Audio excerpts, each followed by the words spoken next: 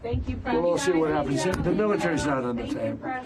I don't think it'll be necessary. I really don't. Okay. I think people are going to use better judgment. They'll use their best judgment, and I don't think that will not be necessary.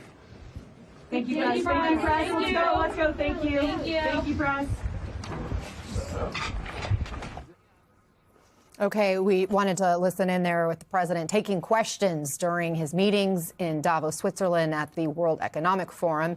He was there sitting alongside the president of Egypt, and we heard him talk about everything related to what he called a rigged election, to some dam. A little unclear what he was addressing there about forming a board of peace that has to do with rebuilding Gaza. And I think the most crucial part of what we listened into was what he said at the end and the question he was asked about taking military attacks or any kind of response or action related to him acquiring Greenland off the table. And he did say, quote, military is not on the table.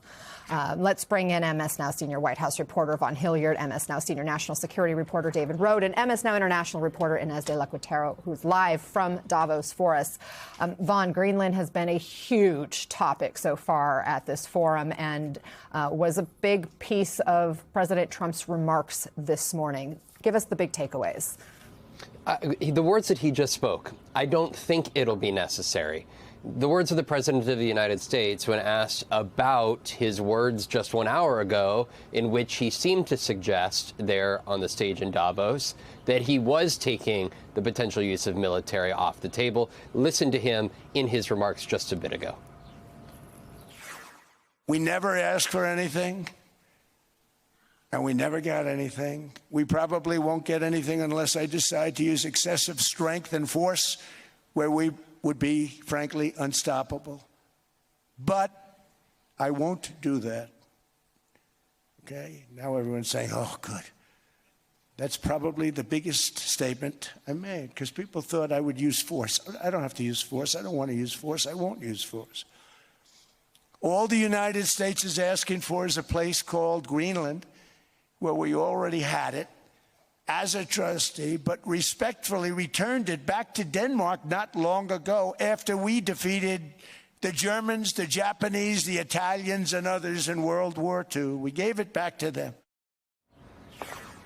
A few points on this. Number one, again, the president just literally 5 minutes ago, we heard that live saying that he doesn't think the military will be necessary. But underlined throughout that speech was the belief by the American president that the United States should do whatever it takes when it comes to economic coercion to effectively force the hand of Denmark and Europe to allow the United States to seize and annex Greenland.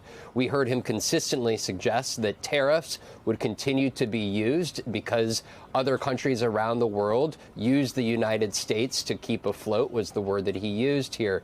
And so while there is so much at stake, the President of the United States trying to flex the muscles of the United States and its economy and his ability as the chief executive of the United States to effectively coerce these countries into doing what he desires. And a lot of countries are now making a stand. They are not going along with what the President of the United States is asking them to go along with, and that is, let me buy Greenland, let me acquire Greenland.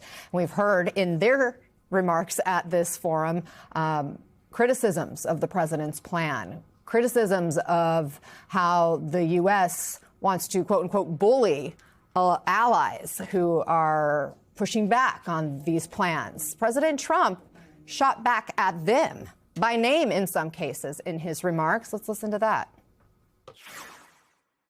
We're building a Golden Dome that's going to, just by its very nature, going to be defending Canada. Canada gets a lot of freebies from us, by the way. They should be grateful also, but they're not. I watched your Prime Minister yesterday. He wasn't so grateful.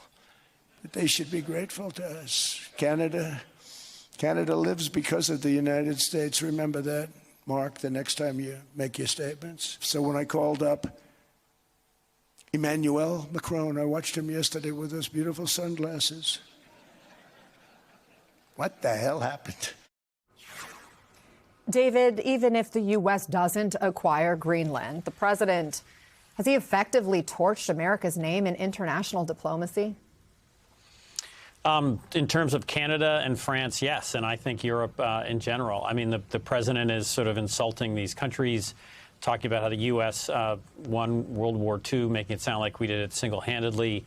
And I just, again, I don't know if this is going to work. I don't think that this kind of aggressive approach will lead these people to back down. And the broader lesson is that they did stand up to him. Prime Minister Carney of Canada and the French president pushed back on Trump yesterday, and he has backed away from using force. So I think that's one of the lessons here. And just, again, it's just so unusual to have an American president also making so many false statements. Just lastly, he said there is peace today in the Middle East. The Iranian government just gunned down anywhere from 4,000 to 5,000 and possibly more protesters.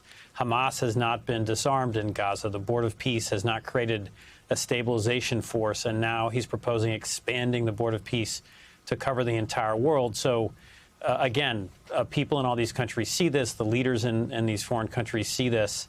And I'm not sure that this performance in Davos is really helping the president achieve his agenda. And as you were in Greenland, as the story developed just before this gathering in Davos, what are residents there saying about all this?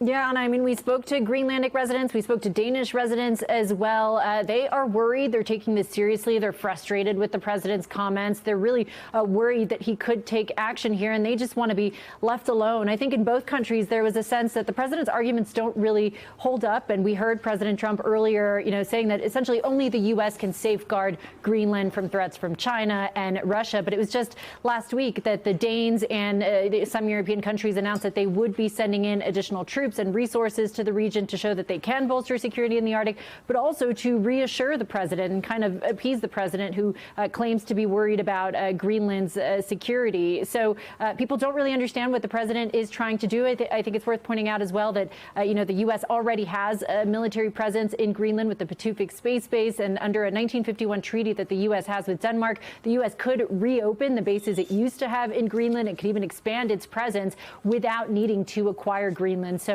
lots of frustration coming out of Greenland, out of Denmark. And just lastly, the people of Greenland, I think, are going to be really offended when they hear the president talking about how Greenland is just a piece of ice that he wants to purchase. To them, it is their home. The vast majority of them are Inuit. They're very proud. They have a very rich sense of culture, a very rich history. And so that's going to be deeply offensive to them, Anna. Yeah, he mentioned that multiple times, calling it a big, beautiful piece of ice. And as you're there in Davos now, the president had these remarks earlier. He's had at least 2 meetings now with world leaders. What kind of reaction? What's the reception been? Yeah, so interestingly, Anna, I mean, we've been talking about this, how the Europeans have been kind of more forceful in their rhetoric in the last few days, condemning the president's comments. But the big question was, were they going to actually do anything and take action? And they were actually mocked by the U.S. Treasury Secretary, wondering aloud whether the Europeans were just going to write a strongly worded letter. But today they are showing that they are ready to hit back. So we actually just got news moments ago that they were suspending the U.S.-EU trade deal. So this is Bernd Lange, who is a member of the European Parliament. He's also a chair of the Parliament's International Trade Committee. He wrote in a statement, given the continued and escalating threats, including tariff threats against Greenland and Denmark and their European allies, we have been left with no alternative but to suspend work on the Turnberry proposals until the U.S. decides to re-engage on a path of cooperation rather than confrontation, and before any further steps are taken. So we'll wait to see if they take any additional steps. One European official we spoke to did say that they were considering retaliatory tariffs. We know the Treasury Secretary has called on the Europeans not to retaliate. He's called on them to sit back and take a deep breath. But I think they are clearly wanting to show that they're serious about taking action this time around.